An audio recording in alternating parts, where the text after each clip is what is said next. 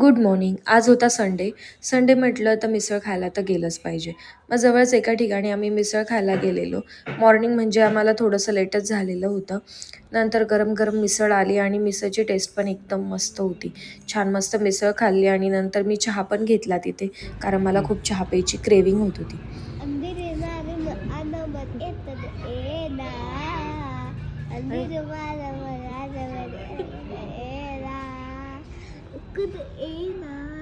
सुकत येना काही सुकत चुकीचं गाणं गेना सुकत येना बघा या सुकत चहा बघती.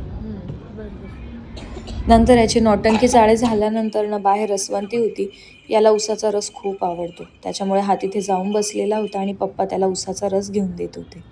आणि मला हे वेल्वेटचे फुलं ना जरा जास्तच आवडलेले होते.